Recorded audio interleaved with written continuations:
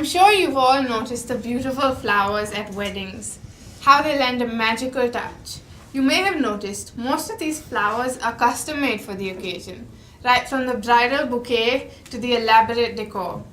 Have you ever wondered though, who makes these and how? If you have, today is your lucky day, because today we have with us Gina Pegado. She's one of the several talented people around Goa who makes these wonderful crafts. And at such a young age too. So hi Gina. Hi. How are you today? I'm fine. Before we get into the flowers, tell me a little bit about yourself. My name is Gina and I'm from Anjuna. I live with my parents and my elder brother. And I have done my schooling in St. Mary's and currently studying in St. Xavier's College, Mapsa. Talking about my hobbies, I like music, singing a bit, not much, and keeping myself busy with papers and scissors and all the stationery around me. So when did you realize, like you said that you have other hobbies that are music as well, and when did you realize that you liked craft more and you wanted to go that way instead of music? You mentioned that you played the violin earlier as well. Yeah. So why did you go craft and not violin? I play violin also, but then crafts as in I didn't start, meaning for my parents' birthdays and stuff, I used to make them handmade. I used to not go to the market and buy ready-made. So I used to like something handmade and something creative that they like and appreciate something, what I do. So then it started from the time at a very young age where I started making all the crafts and making handmade gifts for them. When did you start selling them? You said you've been making crafts, you've always been making crafts, so you've always loved craft work. So when did you actually start selling them? It was when I realized I could make an account on one phone that has a multiple account. So then on Instagram I was just going through the feed and then I realized to make an account. So then I realized to make an account of my own, another personal page. And then I didn't have any personal name for it. So then I just made a page and after a week I put just the image with that I started taking orders for the flowers and stuff. So the first order I got of my very own teacher. And she gave me an order of her bench flowers and her church decor and the entire church. So then I started with her wedding order and then she told her all her colleagues, her staff, her friends and stuff, and I got another. Your publicity. Yeah. So then she told more of her staff members and I got another order back to back from the teachers itself. Like they were not teaching me, but they were staff from the other stream and stuff. So were these big orders or were they just a few? Started with minimum of just 4 or 5 benches. That was the first order I have done, and then it got to another step, another level of family flowers, and then I included many things what I knew to do. So your first order was a wedding. Do you always do weddings or do you do other functions as well? I make more stuff other than just wedding orders. I also take artwork of thermocol, that is of centerpiece, other backdrop for birthdays and stuff, and also dream catchers, keychains, soft toys, handmade bags, and many more things you can check on my Instagram. So you do a lot page. more than just flowers and stuff. And how many do you think, how often do you get orders? Maybe you can't actually judge, it depends on the season. So if it's a wedding season, I get back to back, but I don't keep myself that busy so that I can concentrate on my studies also. So I manage my time for everything. So you've declined a few orders? Not much, but then maybe 4 or 5. Okay, so tell me how your business works, how the whole process goes by. Okay, starting from the beginning, I just had that image I told you earlier with just a plain background, no editing, nothing. Just I wrote in simple words that I started taking orders and I posted it on Facebook and Instagram, and I asked few of my close friends to share it. And it had my contact details, so whoever knew I used to do from school gave me the orders, and so after getting the orders I used to post the pictures on the feed. And have you ever got just small orders for just 1 or 2 flowers? A small, yeah, I don't say no to anyone because I'm just trying to be good to everyone. And I take the smallest and the tiniest order also. So your merchandise is labeled Gination. How did you come about to that name? I thought of many names before, but then I had to go through long procedures and long time to think about it. You wanted to And be sure, 100% sure about the name. yeah, so then I first thought of original imagination, but then it was getting like 2 words and that too big. So then I cut off to just original imagination, and I asked my friend to suggest something for me. And the reason I chose original imagination was because it had my name in it. It Clever. spells out. So then he helped me out and he told me go for Genation. So it includes your nation, your name, and it combines as Genation. So then if anyone asks like what it means, so it's my name and my nation. It's my other planet, my world. That's very creative and clever. So, did you choose the name after you realized that your business was taking off, or did you have it all planned out before you started even? I didn't have anything before. Like after a few orders, I named it later. Like after 3 you orders. realized that Yeah. this is going to be a thing. Yeah. So, when did your business actually like officially start? Last year in March. So it's not a long long time. Just 1 year, and I'm very grateful that I have reached so far. What did you do to promote your business? You said that you would like with your teachers and all. And Yeah. after that, did your Instagram start getting a lot more followers and all? Yeah. Then I used to send messages like through my friends, the link, and so then they could follow my page and ask their friend to follow me. So do If they like my work. most of your orders, do they come from either WhatsApp or calls or Instagram? Which one do you get most of your orders from? WhatsApp. So It's actually close, like yeah. close by. What is the most challenging part of this business? What has just like completely challenged you the most? It is, I think, because during my exams, when I just had 1 week for exams and I had orders from my relatives and I could not say no to them because they're relatives and friends, close friends.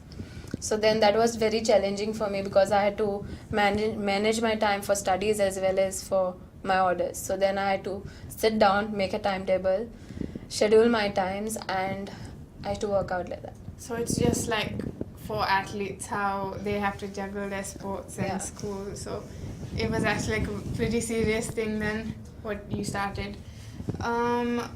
Is it challenging running a business since you're so young at such a young age? Challenging, yeah, some way, but not always. Challenging just because I'm studying, and now since studies are more in my final year, I don't know how I'm going to do, but I will do it. I'm not leaving my generation alone. And studying, like I used to, in the morning, like after my college, I used to have, like, give priorities to what I need to do first. So I used to write on a piece of paper and stick it on my cupboard what I need to do first. So it's like a to-do list for me the entire week, which orders I have to give first, second, third, like that. So you're very organized. Yeah, I like to be organized. So which was the biggest order you've had to make? Because Like the most amount of flowers you've had to make for an order? I had done one centerpiece of 2,000 flowers. That's a lot. And you did them all by yourself? Yeah, my mom helps me sometimes when she's free. Do you remember your first project? Was it the wedding that your teacher had? Officially, yes, but But then before before I that? used to do cards for my parents and my friends who I So were before close this to. wedding of your teachers, did you ever sell anything? Did you make any money by No, making? that was the That was the wedding was first. my first. Okay. Your first order. Tell me how you went about with it and what you did and how much you had to do of what. She is my teacher from my college, and she gave me the first order, and her theme was purple. So she had a theme of all shades of purple that included 5 shades, from the darkest shade to the light shade. So then she asked me to do whatever you like, just do something for the church benches. So did then you have to like match the shades perfectly to the ones she was using? no, she just told me use any 5 shades of purple. So then I made some roses of paper, and I asked her if it was okay. And she was not expecting that. She thought I would do something silly of something of tissue and stuff. But then she said it was nice, and she said go ahead. So then I did paper flowers, paper roses. It was for the entire church, and that was the first front of the church, and the groom and the bride's chair. That's the back of the decor. How long does it take to make each flower? Not each flower, but for a day, maybe if I have a lot of time, I make around 30 to 40 flowers. So how long did it take you to make the 2,000 flowers? That was during a vacation time, so I finished them within a week. Okay, that's quite impressive. What are the materials you require? And do you buy the materials by yourself, or do they get the materials to you according to what color or what fabric you theme. need to use? It depends if the clients, like if they have their unique color which I can't find, then they give it to me, and if not, then I go and shop for it. And the material, like usually some of them have their own personal choice for their own weddings. If some clients get confused what they do, and they say like you do whatever you want to do, but just do your best.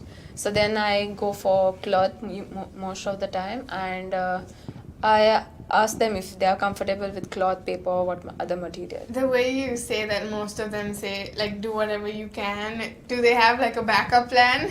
Is that like, do they think maybe that you might not be able to finish it, so they have to get somebody else's? No, because usually they see my work everywhere, so then Okay, they say it in a positive way. Okay. Just like everything else in life, I'm sure this has its ups and downs as well. So tell me something that has happened in this field, dare I say, that has really left you shook. Yeah, I had ups and downs in my work when I had to do, because when it comes to last minute orders, when I don't want to take, but then I can't say no also. So then that is the time when I have to choose like or do both. So then most of the time, like during my exams, I have taken up orders that was for family flowers and bridal bouquet also. So then I said okay fine, I'll do it. So then I had to manage my time, and I did it. So how do you deal with stuff like that? Sometimes I work at night also, so then it's like overnight I do all the magic. Tell me about one of the experiences you've had doing this that you will always remember. The best part of doing something for someone to satisfy what they needed is to get feedbacks. That is like when I text them or call them to ask how was the work or how was it on the occasion. They usually like text me or tell me what it is, and the most satisfying thing is that they liked what I did, and some of them like type a lot of big messages, and they say like they really enjoyed, everybody appreciated, they asked for my number and so on. Tell me something you wished you knew before you started doing this. Maybe learn to say no to last minute orders. So you had quite a bit of trouble with these last minute orders. Yeah. Do you have a word of advice to all of the other young people around who might want to start as well? Yeah, maybe a small advice. Do what you love what you do. That's my motto. And be unique. Do what you wish to do. Don't depend on anyone. Be brave to choose your own field, to do one of your own wishes and your dreams come true. So how has God played a role in all of this? Well, He has blessed me with supporting parents, and God has always been with me and blessed me with so many talents. Tell me a little bit more about your family. You haven't spoken much about them. My parents are very supportive. I have an elder brother, and they are very supportive. They encourage me to do something creative and more, what I have not done earlier, what I have not tried earlier. If they say something creative at some other weddings, and they say, oh, you should try that, you should do that. So that keeps me motivated and keeps me keep going and do more. And does your brother do craft as well? Not really. Okay. My mom, she likes doing stuff, so then when she is free, she helps me out with handmade bags, and she makes cool pouches for me. So So your mom is also into craft work? Yeah, when she's free, she does a lot. So a little birdie told me that you made over 100 orders. I mean, you've had over 100 orders. Yeah, that's very much true. So what are your future plans? Then you want to make more? Keep doing this? Of course, I will take it further, but then I need to work for my what I have studied earlier. Like I'm doing my TY BCom, so then I want to do something related to BCom and what I have studied earlier. So then Gination I'll keep it at a side, but work both on a equal basis. Do you have any specific job you're aiming for? Planning for a banking course in future. Thank you so much for Thank being you. here with us today. I know you're very busy. And do you have something you want to tell the people watching Youthopia? Thank you for watching, and I hope you check my Instagram page. It's with the name Gination.